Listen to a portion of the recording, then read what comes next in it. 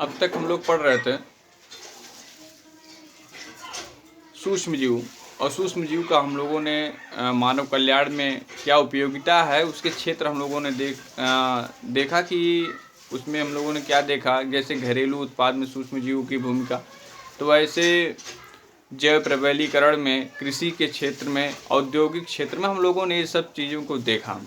प्रतिजैविक के क्षेत्र में सूक्ष्म जीव की क्या भूमिका है, ये सब हम लोगों ने देखा। वो एक मोटे में एक हेडिंग थी जो इनका क्षेत्र है।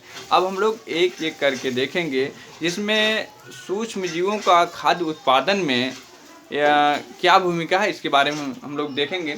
खाद्य उत्पादन में सबसे पहले आप लोग सभी लोग जानते हैं दूध से दही का जमना, दूध से दही का जमना। तो सबसे बढ़िया खाद्य उत्पादन के लिए उदाहरण जो है दूध से दही का जमना। तो इसके लिए हम आज थोड़ा से हम इसको देखते हैं कि दूध से जो दही होता है क्या है। दूध से दही में परिवर्तन कौन करता है? लैक्टोबाइसिलस। थोड़ा सा ध्यान में रखिएगा, लैक्टोबाइसिलस नामक जो जीवाणु है जो दूध को दही में परिवर्तित कर देता है, दूध को दही में परिवर्तित कर देता है। इसके अलावा कुछ और भी जीवाणु हैं, इसके अलावा कुछ और भी जीवाणु हैं, जैसे lactic acid bacteria. Lactic acid bacteria, इसे हम लैब के नाम से भी जानते हैं। किसके नाम से जानते हैं? लैब। थोड़ा सा इस बात के लिए ध्यान में दीजिएगा कि लैक्टोबाइसिलस के अलावा भी कुछ ऐसे जीवाणु हैं जो दूध से दही को दूध को दही में परिवर्तित करने का कार्य करते हैं।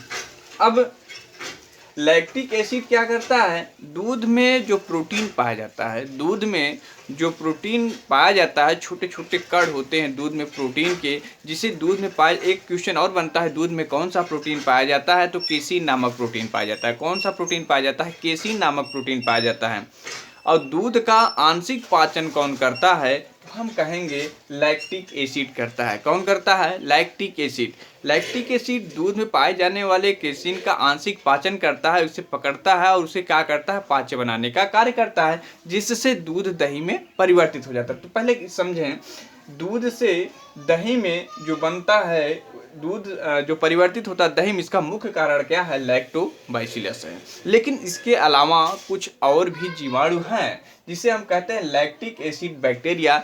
इसे हम लैब के नाम से भी जानते हैं। एक है स्ट्रेप्टोकोकस। क्या है? स्ट्रेप्टोकोकस। स्ट्रेप्टोकोकस क्या करता है? अम्ल का निर्माण करता है। किसका निर्माण करता है? अम्ल का। तो किसका संबंध है? लैक्टिक एसिड से संबंध है। किससे है? स्ट्रेप्टोकोकस। थोड़ा ध्यान में रहे, स्ट्रेप्टोकोकस अम्ल का निर्माण करता है। जबकि अगर हम बात करें लैक्टोबाइसिलस का, तो लैक्टोबाइसिलस का संबंध किससे होता है? सुगंध से होता है। ये भी क्वेश्चन पूछा जाता है। स्ट्रेप्टोकोकस का संबंध दूध के निर्माण, दूध से दही बनने में किसका निर्माण करता है? तो हम कहेंगे अम्ल का निर्माण करता है। अगर कहें लैक्टोबाइसिलस किसका निर्माण करता है, तो लैक्टोबाइसिलस सुगंध का निर्माण करता है। कई क्वेश्चन बनते हैं, हम लोग केवल यही पढ़ते हैं दूध से दही का जमना लैक्टोबाइसिलस का कार्य, बस यही पढ़ के हट जाते हैं। लेकिन वहाँ पर और भी जीवाणु हैं, परीक्षा में लैक्टोबाइसिलस न देके और किसी का नाम दे दिया तो हम कंफ्यूज हो जाएंगे या गलत करके आते हैं। तो ऐसे स्थिति में हम जानते हैं स्ट्रेप्टोकोकस नामक जीवाणु भी दूध से दही में, दूध को दही में परिवर्तित करने का भी कार्य करता है, जिसको हम इससे भी कह सकते हैं लैक्टिक एसिड बैक्टीरिया, लैब के नाम से भी जानते हैं। ये करता क्या है? जो दूध में प्रोटीन पाया जाता है, यानी केसीन जो पाया जाता है, उसे पकड़ता है, छोटे छोटे खंडों में तोड़ता है और तोड़ने के बाद उसे दही में परिवर्तित कर देता है। तो इतना आपको क्लियर हो गया। अच्छा, एक चीज और, दूध में क्या पाया जाता है? दूध में शर्करा पाया जाता है। क्या पाया जाता है? शर्करा। उस शर्करा का नाम क्या है? लैक्टोज। ये भी ध्यान में रखिएगा क्योंकि बहुत इंपॉर्टेंट है। हम लोग केवल इतना जानते हैं दूध से दही के बनने में लैक्टोबाइसिलस का नाम लेके हट जाते हैं, लेकिन नहीं, इसमें बहुत से इंपॉर्टेंट है जो कंपटीशन के लिए बहुत उपयोगी हैं। यानी देखिए, दूध से दही में बनने में लैक्टोबाइसिलस तो जिम्मेदार है, लेकिन इसके साथ साथ और भी जीवाणु हैं जैसे स्ट्रेप्टोकोकस जो अम्ल का निर्माण करता है, जिसे हम कह सकते हैं लैक्टिक एसिड। क्या कह सकते हैं? Lactic acid bacteria. ये करता क्या है?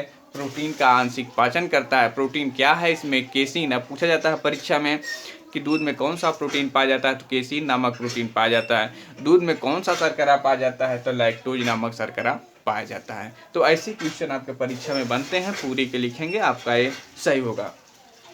दूसरी स्थिति क्या बनती है, जब दूध से दही में दूध जो है दही में परिवर्तित होता है तो दही में B12 की मात्रा, विटामिन B12 की मात्रा बढ़ जाती है। ये भी आप लोग ध्यान में रखिएगा। जब दूध दही में परिवर्तित होता है तो B12 की मात्रा बढ़ जाती है, किसमें, दही में। तो इस चीज़ के लिए B12 के कार्य क्या है, रक्त को बढ़ाना, शरीर के स्थिति को मेंटेन रखना। अगर कमी हो गई तो रक्त अरक्तता नामक बीमारी उत्पन्न होती है। तो इस चीज़ के लिए आप लोग ध्यान में रखिएगा। एक चीज़ और, जैसे लैक्टिक अम्ल जो होते हैं, ये दही खाने से हमको लाभ भी होता है, पाचन की क्रिया भी सही होती है और अंदर जो जीवाणु विषाणु होते हैं उन्हें मारने का भी कार्य करता है। कौन, लैक्टिक अम्ल। थोड़ा सा इस चीज़ के लिए ध्यान में रखिएगा। यानी लैक्टिक अम्ल क्या करता है, पाचन की क्रिया को सुचारू रूप से बनाने का कार्य करता है और आमाशय में या पाचन से संबंधित जो भी जहाँ भी जो स्थितियाँ जीवाणु विषाणु से संबंधित होंगी उन्हें नष्ट करने का कार्य करेंगे। तो इससे इतना क्वेश्चन बना कि दूध से दही बनने में कौन सी बैक्टीरिया कार्य करती है, लैक्टोबैसिलस करती है। अगर पूछा जाए और कौन सी बैक्टीरिया है, तो स्ट्रेप्टोकोकस है, जो लैक्टिक एसिड बैक्टीरिया के नाम से भी यहाँ पर जानी जाती है। इसे हम शॉर्टकट में लैब भी कहते हैं। ये करता क्या है, लैक्टिक एसिड, ये प्रोटीन का पाचन करता है। दूध में कौन सा प्रोटीन पाया जाता है, तो केसिन प्रोटीन पाया जाता है। दूध में कौन सा शर्करा पाया जाता है, तो लैक्टोज शर्करा पाया जाता है। इस चीज़ को आप लोग ध्यान में रखिएगा। दूसरी स्थिति क्या होती है कि दूध से दही में बनने में किस विटामिन की मात्रा सबसे अधिक हो जाती है, तो B12 की मात्रा हो जाती है। अगर कहा जाए दही और किसके लिए कार्य, पाचन को सुचारू रूप से बनाने का कार्य, पाचन की क्रिया को सुचारू रूप से रखने का कार्य करती है, जिसमें जीवाणु विषाणुओं को नष्ट भी कर देती है।